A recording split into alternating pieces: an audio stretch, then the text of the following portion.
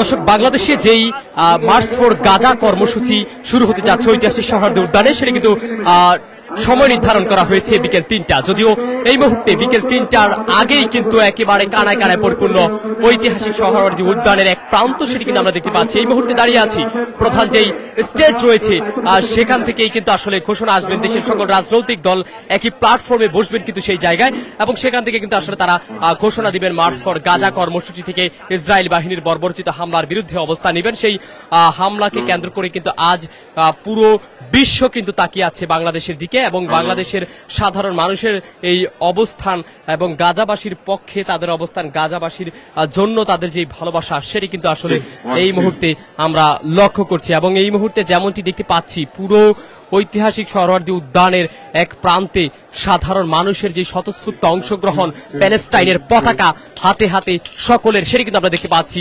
মুখে মুখে ইসরায়েল বিরোধী স্লোগান, হাতে প্যালেস্টাইনের পতাকা, আর সকল কিছু মিলিয়েই কিন্তু অনেকটা একেবারেই প্রতিবাদ মুখর পরিবেশ কিন্তু তৈরি হয়েছে ঐতিহাসিক সোহরাওয়ার্দী উদ্যানে। এর মধ্যে উপস্থিত হয়েছেন কিন্তু প্রায় হাজার হাজার মানুষ, প্রায় লক্ষ লক্ষ মানুষের উপস্থিতির সম্ভাবনা নির্ধারণ করা হয়েছে ঐতিহাসিক এই সোহরাওয়ার্দী উদ্যানে মার্চ ফর গাজা কর্মসূচিতে। সেটি কিন্তু আপনারা দেখতে পাচ্ছেন।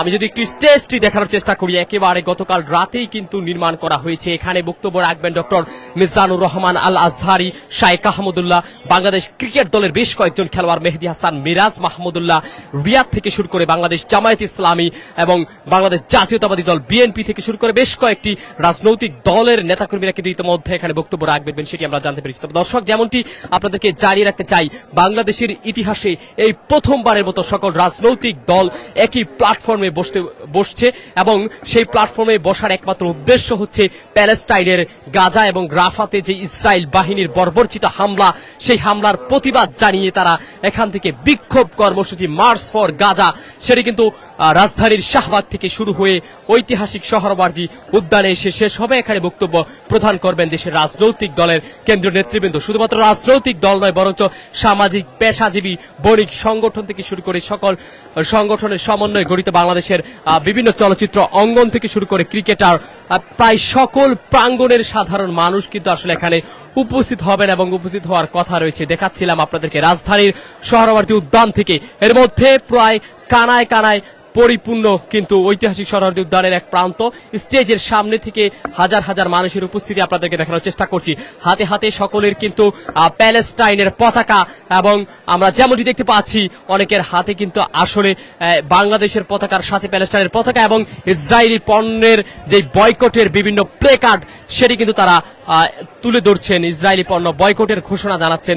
এই ঐতিহাসিক মুহূর্ত থেকে, ঐতিহাসিক সমাবেশ থেকে, ঐতিহাসিক সোহরাওয়ার্দী উদ্যান থেকে কিন্তু তারা আসলে একেবারেই কিন্তু স্বতঃস্ফূর্তভাবে অংশগ্রহণের মাধ্যমে তারা এখান থেকে তীব্র নিন্দা এবং ঘৃণা জ্ঞাপন করছেন ইসরায়েলি দখলদার বাহিনীর প্রতি, এবং তারা কিন্তু জানাচ্ছেন অনতিবিলম্বে বাংলাদেশে ইসরায়েলি যে সমস্ত প্রতিষ্ঠান রয়েছে, ব্যবসায়িক কার্যক্রম যারা পরিচালনা করে, ঠিক তাদেরকে অনতিবিলম্বে বাংলাদেশ থেকে ব্যবসায়িক কার্যক্রম বন্ধ করতে হবে, এমন ঘোষণা কিন্তু দিচ্ছেন। সব মিলিয়ে বর্তমান যে পরিস্থিতি, প্যালেস্টাইন আমরা যেমন দেখতে পাচ্ছি, প্যালেস্টাইন সলিডারিটি মুভমেন্টের উদ্যোগে ঐতিহাসিক এই মুহূর্তে একেবারে সাক্ষী হতে যাচ্ছেন কিন্তু ঐতিহাসিক সোহরাওয়ার্দী উদ্যান। দর্শক, আসলে যেমনটি জানাচ্ছিলাম আপনাদেরকে, আজকের এই সমাবেশে শুধুমাত্র কিন্তু বাংলাদেশের রাজনৈতিক দলগুলো উপস্থিত থাকবে না, বরঞ্চ যেমনটি আসলে দেখতে পাচ্ছি আমরা, যেমনটি আসলে গতকালকে আপনাদেরকে জানিয়েছিলাম, এই সমাবেশ স্থল কিন্তু আসলে পরিদর্শনে এসেছিলেন যেই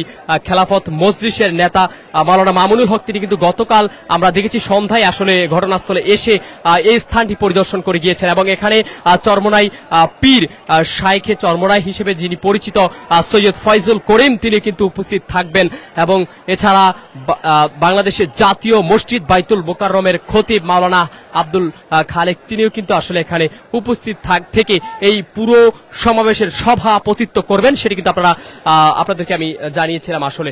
এবং এই সমাবেশ থেকে বাংলাদেশের রাজনৈতিক দলের নেতাকর্মীদের মধ্যে বাংলাদেশ জাতীয়তাবাদী দলের পক্ষ থেকে জাতীয় স্থায়ী কমিটির সদস্য সালাউদ্দিন আহমেদ, বাংলাদেশ জামায়াত ইসলামের পক্ষ থেকে থেকে কেন্দ্রীয় সেক্রেটারি জেনারেল এবং বাংলাদেশ ইসলামী ছাত্র শিবিরের কেন্দ্রীয় সেক্রেটারি জেনারেল থেকে শুরু করে এনসিপির হাসনাত সার্জিসরা উপস্থিত থাকবেন কিন্তু আসলে ঐতিহাসিক এই সমাবেশটিকে দর্শক জানাচ্ছিলাম আপনাদের সকলকে ঐতিহাসিক মার্চ ফর গাজা প্যালেস্টাইনের সাধারণ মুসল্লিদের প্রতি সমর্থন জানিয়ে যে সমাবেশ আর সে বিষয়ে সর্বশেষ আপডেট ইতিমধ্যে আপনারা দেখতে পাচ্ছেন প্রায় কানায় কানায় পরিপূর্ণ সোহরাওয়ার্দী উদ্যানের বেশ কয়েকটি প্রান্ত সেটি কিন্তু দেখার চেষ্টা করছিলাম সরাসরি।